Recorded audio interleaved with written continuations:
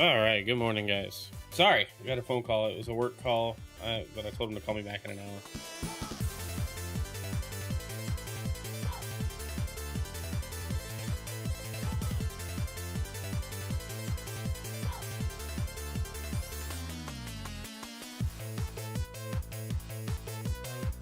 Yo, Rocket, thanks for the likes, man. How are you doing?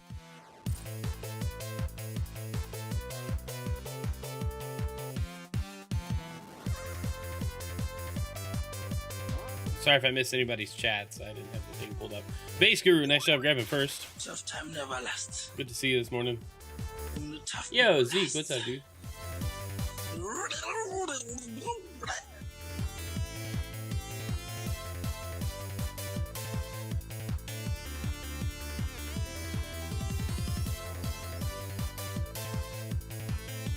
Noah, thanks for checking out the stream. Hope you're doing good this morning. Doing good. Just got back from Men's Retreat, North Carolina. Nice. How'd that go? Was it fun?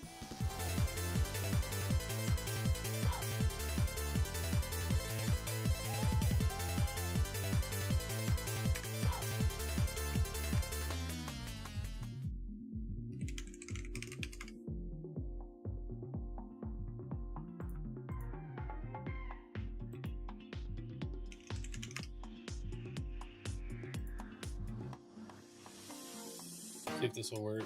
Hopefully I didn't spam my information in the wrong spot. I'm tired of signing into things. 3 holiday months are almost here and 4 Nintendo games.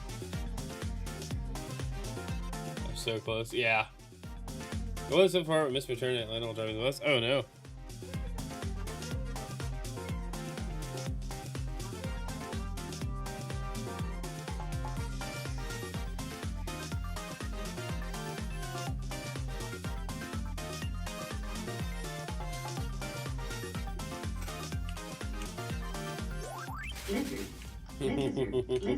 Lizard. That's how I feel. Lizard.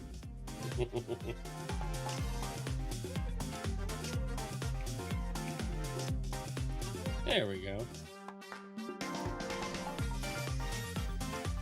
Alright, I gotta pull up the news articles and then we can jump into the game news. Sorry, guys.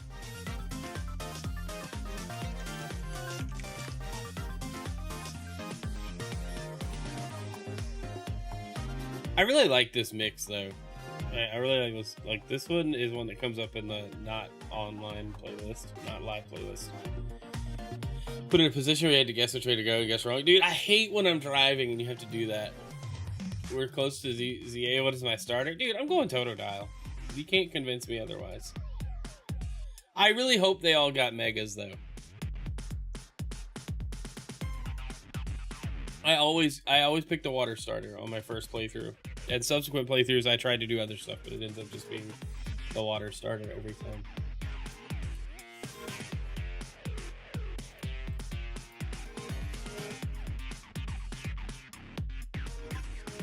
GPS doesn't give me clear enough instructions. Yeah, it happens a lot. It happens a lot.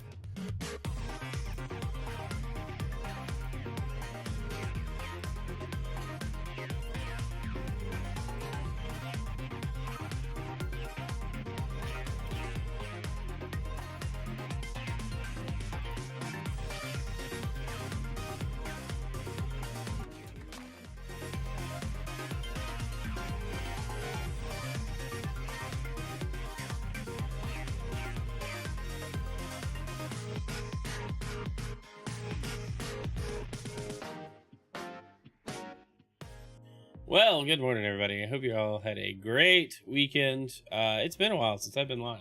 Things have gotten very busy here at the homestead. I don't live on a homestead. I just wanted to say that. I thought it sounded cool. It doesn't. Anyway, I hope you're all doing good. Good to see everybody in chat. We're just chilling right now. We got game news this morning. A lot to talk about. As the title says, this is probably the worst generation of consoles I can remember. And we'll get into why, but we do have some good news to talk about. Look at all those chickens. You're going Tepig because usually you do fire first time? You're going Tepig because he deserves some love and the anime did him dirty? Homestead joke. Nice. Dude, it's just so busy right now. Like, I hate unpredictability. That's what I can't stand. We've committed to a bunch of things that it's like, okay, we're signing up to do this. You guys need to give us the dates. And they're like, oh, we're not going to have those dates for a couple weeks. And then it's like, we're getting information the day before we're supposed to be somewhere. And so it's really wearing my patience then. That's why I've canceled a bunch of streams lately, because it's like, oh, I've got to go to softball practice tomorrow, because that's when they scheduled our field for us to go practice, with the kids. And so it's like I'm like racing around with like a chicken with my head cut off, man. Like I don't know which way I'm going some days, and it's because stuff isn't being scheduled properly. We're getting like last minute info. Now it seems to have settled. We got the game schedule. We've got, a bunch of, you guys don't care about this stuff, but I'll talk about it anyway. We have things on the calendar. I think I can commit to a lot of more steady streams, But yeah, let's jump into the game news because that's what we're here for. And let me switch this playlist too, because I don't. Most probably viewers, yeah, a little communication. It's not even a little communication. It's just timely communication. That's been like the biggest kicker for me. It's like I'm finding out stuff so last minute from these groups, and that's where like I struggle in my Christian love everyone walk. Because it's like you could have texted me this sooner. That was in multiple family events this year. That we just said we can't commit until we know when and where. And they didn't have it at all. Dude. Yeah. Yeah, anyway. I totally understand. I just cannot do the last minute stuff as frequently. I can't do last minute and be prepared for anything. Like those are opposites. So anyway, all right, let's jump into some game news. As the title says, this is like the worst console generation ever. For many reasons, but we're going to jump into several. One main one, and then a couple of other things that are going on. But let's start with some good news. There's some good stuff. It's going to be kind of a quick episode today, honestly. It was a quiet weekend, save for Microsoft. But let's start with Sonic Racing Cross Worlds, the final DLC. Racer is another classic video game character. I really don't want this banner here telling me it needs my permission. Alright, let's make this go away. There. Alright, quit asking me for permission to do stuff. Fixed it. Alright, anyway. Sonic Racing Cross Worlds is like including a ton of cross-property DLC. It feels like Fortnite, but for kart racing, which isn't a bad thing. The guys that do the Sonic Racing games do a fantastic job. The game's getting really good reviews. It's being billed as the alternative to Mario Kart World, both by Sega in their advertising and in the early reviews that I've seen come out. So it's looking good. But we got a little pack-in thing in the box, which apparently the game is out early, the physical copy. And it might be kind of hard to see. I don't necessarily want to open up a bunch of Reddit links, but Mega Man is teased on the insert. Also Avatar, which I didn't know until seeing this just the other over the weekend. I guess I saw it. But yeah, and then they're featuring the Sonic Prime characters, which is also cool. There's a bunch of stuff I didn't know about. It just in this. So yeah, I think I want to check out Sonic Cross Worlds. It looks fun, and there's a lot of DLC coming for characters and stuff. So I think that's cool. That'll probably come with tracks and stuff too. So that's awesome. But yeah, let's move on. All right. GBA on Switch Online has an update as well. Some Namco games are coming in the wake of Mr. Driller 2, which, okay. And then Klonoa Empire of Dreams, which also looked fun. They have a little trailer for it. I don't think we're going to watch it. I just wanted to point out there's more GBA games on Switch Online coming, and that's cool. I wish they would add the Sonic Advance games. Speaking of Sonic earlier. Those are some of my favorite GBA games. And then, add Pokemon. Come on. Get off your rocker, Nintendo. Add the Pokemon games. Like, why is it taking this long? That's what I don't understand. I don't understand why they still have yet to put the classic Pokemon games on Switch Online. But these two games are cool. You know, cult classics, fun games. I remember playing Mr. Driller on a demo or a friend's GBA, and I don't remember which one. But that was a long time ago. I was very young back in the day. Anyway, all right, let's move on. Oh my gosh, go! All right, here we go. All right, here we go. Here's why this is becoming the worst generation ever. Lenovo Legion Go 2 pre-orders are being canceled because of demand.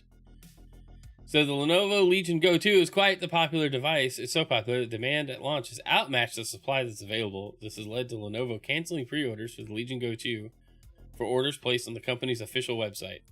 In a post on Reddit, Lenovo attempted to offer clarity on shipment delays after the device launched last week. It's weird that corporations are using Reddit for official communications. That's all I'm going to say. Like, there are better places to officially communicate stances and situations. We know that many of you have been asking about product delays, so we owe you an explanation, Lenovo said on September 17th. The truth is, pre-orders for Legion Go Gen 2 have substantially exceeded our projections, leading to unforeseen delivery range extensions. You could just say, hey, we didn't know you guys actually wanted our product, so we don't have enough. We'll make more. That's more straightforward. They followed that up with another message on September 19, saying the company was able to get more product. However, despite getting more units to retailers to try and keep up with orders, it wasn't going to be enough. The good news is more units are already on their way to major retailers globally, so you can expect to see availability in retail outlets and websites improving in the coming weeks. That said, we need to cancel some pre-orders placed directly on Lenovo.com. We don't believe in holding on to customer payments for products we can't ship in a timely manner. As soon as our online inventory is replenished, Lenovo.com will show updated availability and ordering will reopen. So that's cool. I guess they're at least trying to make it right, but I don't know. I don't know about this. I don't like pre-ordering hardware much, and this is why. I mean, obviously the Switch 2 I wanted to get a hold of early, but stuff like this where like it's already kind of a niche device right now. The handheld PC gaming market, I don't know. I guess it's exploding at this point. But the Legion Go, the original, it was obviously successful enough for them to do this. So make the sequel. It feels soon, but I guess the original Legion Go came out a couple years ago now, and PC refreshes are going to be faster. But yeah, this is just wild. Like, they're just like, oh, you guys actually want this thing. That's why Nintendo sold so many consoles, because they made enough. Right, yeah, it's true. Oh, regarding Pokemon on GBA, I don't know. Ace Game Freak doesn't want the Pokemon games on Nintendo. So yeah, it kind of feels like that. It does feel like that some days. But yeah, I don't know. If you get a Legion Go 2, I'd like to get pictures. But I've handled the original Legion, and it's a cool device. It kind of makes me want a PC handheld gaming device, but I don't know how often I would use it. Let's see, pre-orders have been suspect for a really long time, especially since GameStop employees are found holding high-interest items. As a long since removed employee of GameStop, I didn't keep stuff personally, but I knew people who would hold some pre-order items, especially if it was like a code or something. I knew people that would set them aside and keep it for themselves. A lot of times, back then though, okay, flip side of this, back then, if it wasn't like a figure or like a keychain or something more like tangible than like, I'm not saying like a poster's intangible, but like paper stuff and like download codes and like DLC codes, that kind of stuff, they would send way more. You would get like a pack of like, 30 or 40, and we'd have like 6 pre-orders for some of these games, so like sometimes it wasn't a big deal, but a lot of times I knew people that would grab some stuff, and it's like, hey, you probably weren't supposed to do that, but I wasn't in charge then. I had no power there. Anyway, all right, let's slam Nintendo of America outsourcing customer service positions, releases hundreds of contractors. This is from Go Nintendo. I'm not a fan of this. According to a new report from IGN, Nintendo of America has let go hundreds of contractors who were part of the company's customer support services, instead deciding to outsource the position to employees in South America. According to several unnamed sources close to the matter, the transition process isn't going smoothly, with language barriers and poor communications overall causing quite a struggle in getting the outsourced customer service up and running. Previously, Nintendo had been hiring contracted employees in the US for 11 months at a time, then letting them go only to rehire them a couple months later. That happens in contracting. That 2-month break or 1-month break is generally called a furlough, and they have every intention of renewing the contract, but they don't pay out for like 2 months. And I don't know the full reasoning behind that, but like that's pretty common in the contracting space. This was done so that Nintendo could get around a law that requires Nintendo to hire workers full time if they were there for a year or more. Oh, well, there you go. Interesting. This means contracted staff Nintendo is now releasing were expertly trained for positions and have been doing their job for years on end. I'm not saying these practices are good. I'm just saying this stuff happens. A rough estimate says Nintendo is ending the contracts of 200 workers to go with an outsourced solution. These contractors were told of the move through their respective agencies rather than Nintendo themselves, and Nintendo didn't offer any direct. How strange. Nintendo wasn't direct. Explanation or apology for the situation. Contractors who remained on through this month, September, had to train the outsourced employees. Oh, gross. I'd walk out. The contractors who were let go expressed concern that the quality of Nintendo's customer service would drop dramatically due to the reasons stated above. When Nintendo was contacted about the matter, they had the following to say. We have nothing to announce about our internal business activities. That reads, mind your own business. The claims shared with IGN include inaccurate information. At Nintendo of America, we're extremely thankful to have partnered with several companies and their talented contractors over the years to deliver high-quality customer service experiences. We continue to evolve and expand our customer service model with external partners that have deep experience in all markets we serve across the Americas. This approach allows us to support the full scope of our customer service mission in both North America and our growing Latin American markets, and better scale to seasonal needs for consistent support. As always, our top priority is to provide excellent customer support, and we're pleased customer satisfaction with the previous service provided by all our partners remains positive. So, it's kind of wild. I'm just catching up on chat, sorry. It's funny they thought this was low interest. I think it's good that Lenovo ran out of things. Okay, so Nintendo killing off their contracted customer support agents in North America is not okay. Customer service is already hard to deal with. Nintendo was one of the last companies that if you had to call them, it was people who actually understood your situation and could work with you. Nintendo offered no apologies. Yes, we are not sorry. Yeah, I know. It's crazy. Like, they could have spun up a Latin America service line. And to that, like, I'm not a huge fan of how, like, they just axed their contractors, but were like, hey, you got to train your replacements. Give me 1 second. Yo, Mahale, good to see you, man. But yeah, I'm just not big on cutting jobs like that. It's unfortunate. I guess keeping them as contractors, they maybe didn't see them as the same as some of like internal employees, which makes sense. I mean, you're just a contractor, but like these guys have been working this, a lot of these guys have been working at Nintendo a long time, according to these reports, and like the knowledge there. Right, you can't train that, like that's just experience gained over time. And it's mind-boggling. I'm not a big fan of layoffs. And this is like cutting contracts is another type of layoff, right? Like this is you don't have your job anymore. We're going elsewhere for this.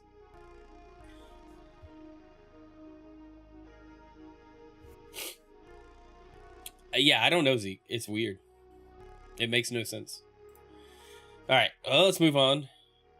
We're going to talk about H1B here soon. Oh, no. Nah, not this podcast. Not this show. All right, some interesting news from the Fortnite front. Fortnite will soon let island creators sell in-game items and pay to appear in new sponsored row. Developers will earn 100% of the income made from any end-island purchases until the end of 2026. Developers who make their own Fortnite islands will soon be able to sell in-game items, Epic Games has announced. Starting from December, creators will be able to sell items directly from their Fortnite islands, opening up new ways to make money from their creations. Items sold can either be consumable, such as power-ups, or durable, such as weapons or cosmetic items, and traditionally remain within the confines of that creator's island and aren't able to be used elsewhere in the game. Epic says until end of 2026, creators will earn 100% of the V-Bucks value from sales made in their islands, with this changing to 50% in 2027. Interesting. V-Bucks value is defined by what's left after platform and store fees are removed, meaning during the period, creators are eligible for 100% of V-Bucks value. This works out to around 74% of the money spent on V-Bucks. As well as the ability to sell items, creators will soon be able to spend money to have their islands featured in a new sponsored row, which will give them more visibility in the game's Discover menu. Epic says 100% of the revenue generated by the sponsored row will also go into the engagement pool until the end of 2026, after which it will drop down to 50%. According to Epic, the drop from 100 to 50% in 27 is necessary to cover the costs of servicing the Fortnite ecosystem. I don't know about that. The funds that don't go back to creators contribute to server hosting costs, safety and moderation costs, R&D, and other operating expenses, the company says. In recent years, Epic has been investing in and operating the business at a loss. The creator side, or Fortnite as a whole, has been at a loss. That would surprise me. Creators already receive payouts from Epic Games based on player engagement in their islands. 40% of the net revenue from Fortnite's own item shop and related real money purchases goes into an engagement pool, which is distributed to creators of custom islands. The engagement payout formula, which determines how much a creator is paid, depends on such factors as minutes played, new users, lapsed users, island retention, and how many players spend V-Bucks around the same time as playing the island. Epic says that since it launched the ability for creators to make their own Fortnite islands, players have spent 11.2 billion hours playing 260,000 creator-made islands, resulting in payouts of $722 million to date. That's interesting. I'm guessing this reads as like they're trying to compete with Roblox. I wonder how in-game items translates to maybe like a persistent inventory on custom maps. Because I've been in a few custom games that are custom maps that when you log in, like you have an inventory and you can earn stuff and you have like a level. And then if you log out and log back in, you can retain that, but you have to go through like a save process on the map most of the time. But I don't know. Do not turn Fortnite into Roblox. I think it's gonna happen either way. The creator made islands do numbers for Fortnite. Obviously they wouldn't put this investment into it if it didn't. And so I think it's just safe to say that this kind of thing is here to stay. I mean, I think it's cool if you're making like a legitimately fun experience, creator-made island in Fortnite, creative ideas, good map layout, like whatever it is. If it's good and you can earn some cash from it, like that's cool. Now, if you're just making those tycoon games where you just sit there and like wait for the timer to end so you can press a different button, no, get out of here. I really wish I could ban types of experiences for my like recommended feed. If I could just hit not interested on stuff, I would play more creator maps, but all it recommends me is tycoon maps. Because one season I was trying to grind creator experience and I needed like tycoon maps were the easiest way to do it because you can just stand there, go do something else. I can leave it on while I was working. Like I'm not gonna shame my own actions for trying to complete a couple challenges in Fortnite, but I don't like those maps. They are brain rot. If you don't like the creator map, don't play it. Yeah, I just wish I could tell it not interested. Really wish that not interested was ignored in so many contexts. Games, vids, streams, tools. What do you mean ignored? Was not ignored? Because right now it doesn't exist, and I would love to just be able to filter out my experience. But hey, it's a good way to make some cash if you have a mint not ignored. Same, Rocket. I usually only play BR. I might do Rocket Racing every so often. I like the new modes. Blitz is a lot of fun. I think it's a good addition. But yeah, I tend to stick to the epic, like, first party stuff. Excuse me. Didn't get on Fortnite level up today and get the Megazord. I did unlock the Megazord this weekend. I played a little bit. And I had some supercharged XP. But anyway. Alright, let's move on.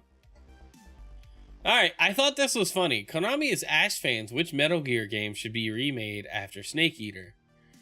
In a post on social media, it was revealed that a survey at the Tokyo Game Show from Konami has asked a fairly telling question. It has requested users to provide their feedback on which Metal Gear game should be remade next. It also asked them to shape the news pipeline from Konami regarding the franchise and dropped a note about Fox Hunt. Metal Gear Solid Delta Snake Eater was released recently and despite some performance hiccups, was very well received more than 20 years after it first hit the market. So the list, I mean, we can go into it, and I'm not gonna. We could, but I'm not gonna, because I just think it's funny that instead of making a new Metal Gear Solid or new Metal Gear game, or even a spinoff, they're just going, hey, what should we make next?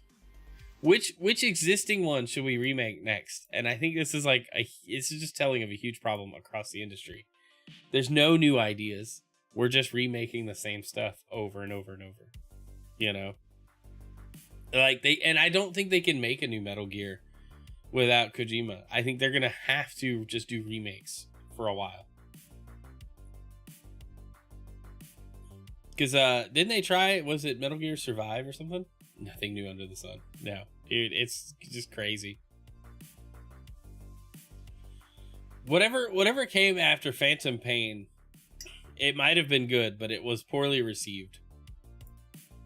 So I don't know. I just thought it was funny. Like, hey, what do we make next? Because we can't think of anything new. We're not going to make anything new.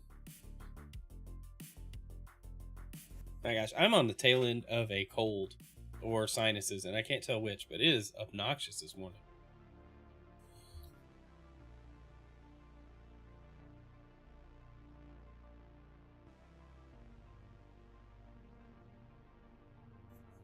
Read a long time ago, there are only about a dozen unique story arcs in existence, and people just rehash them over and over. That makes sense. My wife and I were talking about what makes a good story and why some stories just don't work. All right, let's get to why this is the worst generation in ever console gaming. Worst generation of console gaming ever. Microsoft is raising the Xbox console prices in the US again, 5 months after its last price increase. So they're raising it. Let's just jump to what it is.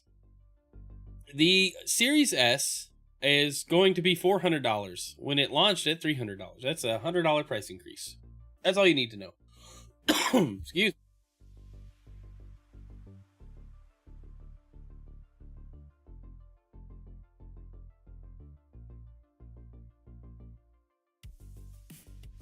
Okay, I think I'm good. The Series S 1 terabyte is going to $450. Series X is going to $600. The digital version. The original Series X is going to be $650, and then the 2 terabyte is going to be $800. What do you need? I'm sorry, guys. 1 second.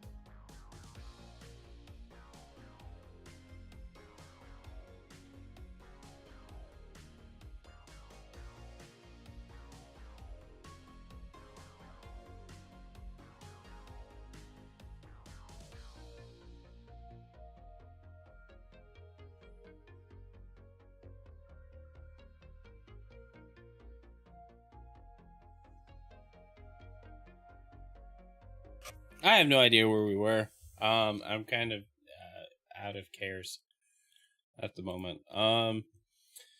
What'd I miss? What's the point having a console costs as much as a PC and isn't significantly more capable? Almost no worthwhile exclusives now. No, it's very true. Why buy an Xbox? I don't think any Xbox is worth $800. So handheld ones like Switch and Steam Deck are the trend now. At least they offer portability. I think there's that, and then Steam. With the Steam Deck, with all of the other portables in the PC space, Steam and Epic and all the other game launchers. I mean, it's Windows. Steam Deck running Steam OS is a great option as well. There's a lot of reasons to not buy an Xbox now, but I don't see this ending well. I really hope this isn't the trend. Your car and your fridge are an Xbox. Also buy this Xbox that isn't a car or a fridge. No, that's a good point. This is an expensive Xbox, as it looks right now. Now these price increases aren't happening until October. Yeah, October 3rd is when they're coming in. So I mean, get one now if you can. Also, the used market will probably look pretty good for a while, because most people, I don't think people are really keeping up with new on the shelf prices. They're just going to sell their stuff for whatever people are buying it for. I just don't know, guys. This is weird. This is due to economic factors, tariffs, I guess. I don't know. But this is just a lot. This is a big ask. And I'm wondering if PC component prices have increased similarly, or if Microsoft has just put off raising their prices, for a while. And it's like now, $400 for the Series S is a huge ask. I just don't see it, because the Series X digital launched at $450, right? And now the value of the $450 when the Series X digital launched, was that 2 years ago, year and a half ago, isn't the same value as the $399, or maybe it is. Maybe that's comparable now because inflation or whatever. It's just kind of scary that, I don't know. I feel like the next generation of hardware from Xbox and Sony is going to be $1,000 easy. I mean, phones have been 4 digits for a while now. I mean, we've had $1,000 phones, right? Just because they're raising prices doesn't mean paychecks are. No, it's definitely a lot of that feeling, because I can't drop, $800 on a console like that. Like I wouldn't feel right doing that. Excuse me. Especially this far into the generation. I mean, we're talking about new hardware in 27, 28.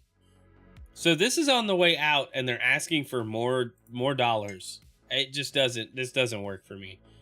Couple that with the PlayStation price increases as well, and then the reduction in storage capacity on the PS5 to keep prices low.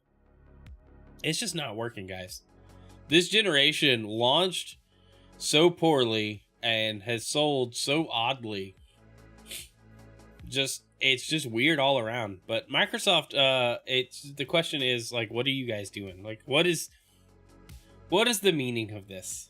Is it really that much more expensive for you guys to import this stuff? I don't know. I'm not a fan of this.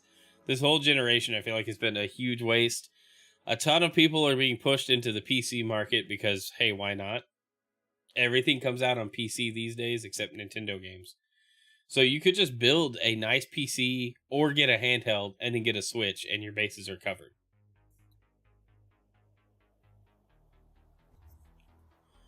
So, all right. Yeah. Oh! Nice. I appreciate that the news mode didn't actually turn off all the noises. Harold, thanks for the raid, man. Appreciate you coming in. I'm about to mix it up into the sun, because nothing's working right this morning, guys. It's been Ouch. All right. Anyway, welcome in, Raiders. Harold, good to see you, man. Thanks for raiding the stream. Hope you're having a great day. Hope your stream went well. All right, let's move on. All right, this is our last topic. Horizon Zero Dawn copycat drama continues. Tencent, who had their game Light of Mataram, I don't know if we're saying it right, was nothing more than a slavish clone of Horizon Zero Dawn, and Sony filed a lawsuit, said, hey, you got to change that. But Tencent's response is pretty great, because it's basically no you. So Sony has said that, let's see where we at. Well, let's just read the article. Why not? In a fresh response to Sony's legal action, Chinese tech giant Tencent branded the lawsuit as impermissible. An impermissible attempt to claim ownership of well-trodden tropes, such as a red-headed heroine fighting robot dinosaurs, and a bid by Sony to gain a monopoly over an entire genre. In addition, also, this is my favorite genre of games. Red-headed heroine fighting robot dinosaurs. That's a genre in and of itself. In addition, Tencent highlighted past comments made by Horizon Zero Dawn developer Jan Bart Van Beek, where the art director admitted concerns within Guerrilla that its concept was too similar to Ninja Theory's 2013 game, Enslaved: Odyssey to the West, another example of a red-headed heroine fighting robot beasts. In a legal filing reported by the Game Post, Tencent described how Sony's move was an overreach and highlighted other game franchises with similar elements to Horizon Zero Dawn, such as The Legend of Zelda and Far Cry. It was startling, Tencent said, that Sony was now attempting to claim Horizon's concept was original rather than an idea based on ubiquitous genre ingredients. By suing over an unreleased project that merely employs the same time-honored tropes embraced by scores of other games, released both before and after Horizon, like Enslaved, Zelda Breath of the Wild, Far Cry Primal, a bunch of examples, Sony seeks an impermissible monopoly on genre conventions. Sony's claim that Horizon was an original PlayStation concept was also flatly contradicted by remarks made in a behind-the-scenes documentary by Van Beek. Tencent stated, claiming that Guerrilla had briefly shelved work on Horizon Zero Dawn due to internal concerns that shared too many similarities with Enslaved. So Tencent basically went, wait, no, you stole your idea and copied, so we can copy, which doesn't make it okay. Two wrongs don't make it right. But Tencent's product, this Light of Mataram, anyway, looks too much like Horizon, whereas Enslaved is, it's different, you know. Ginger Dino Robo Lights, right? You reuse tropes, so we can definitely copy your art style. Yes, that is their argument. Like, you did a thing, and so we can do a different thing that is exactly what you did. Lawsuit makes sense unless the Power versus Nintendo one, where Nintendo is in the complete wrong. Oh no, I completely agree. That lawsuit's going off the rails fast for me. Nintendo does not come out looking the good guy in that sense. Anyway, yeah, I just don't see Tencent's defense as like permissible in their own terms, right? Like, what does this even mean? Hey, you guys can't just have all the redhead fighting giant robot games. That's a genre, and you can't own a genre. I was like, well, I don't think that's how that works, bro. They're not claiming it's a genre. You are. It's just odd. It's very odd to me. But anyway, I just, it's weird finger pointing is what it is. But yeah, a very, very unusual situation. All right, I got one more thing, and then I have to go because I'm waiting on a guy to call me back from work. All right, we got a trailer for a game that I was very much looking forward to. Did I not open it? I did. All right, cool.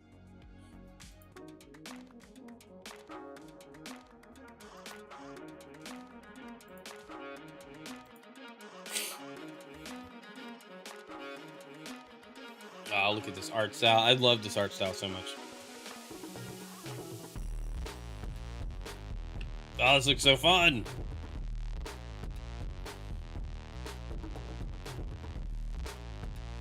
Anybody play Jet Set Radio Future? One of my favorite games of all time.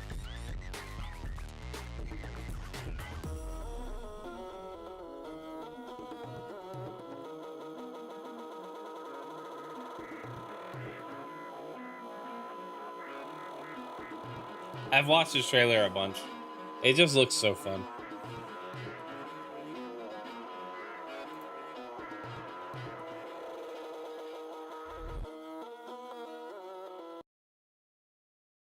All right, that was official Hyperfunk teaser from Team Reptile, who made Bomb Rush Cyberfunk, which was a spiritual successor to Jet Set Radio and stuff like that. This is pretty great.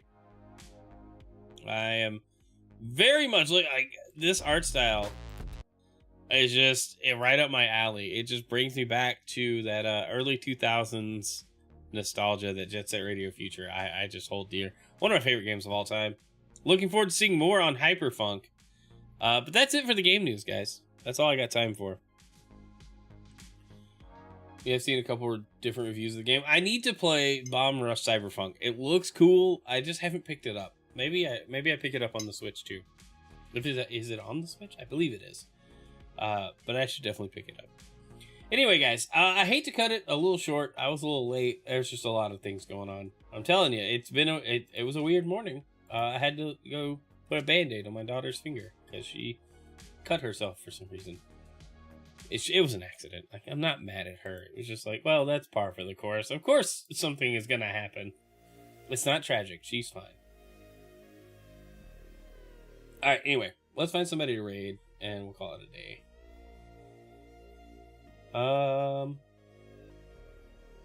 Let's send it.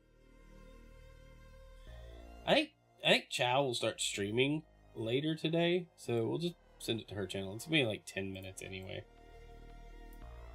And I'm ending early. So, yeah, alright. Y'all have a great day. Love you. Thanks for being here. Will, thanks for being here, man. Appreciate you. Zeke, probably gonna be better than the skate game. Dude, the new skate game, apparently the controls are bunk. Alright. I love you guys. Y'all have a great day and a great week. And we should see you tomorrow night. Hope so. Anyway, love you. Bye.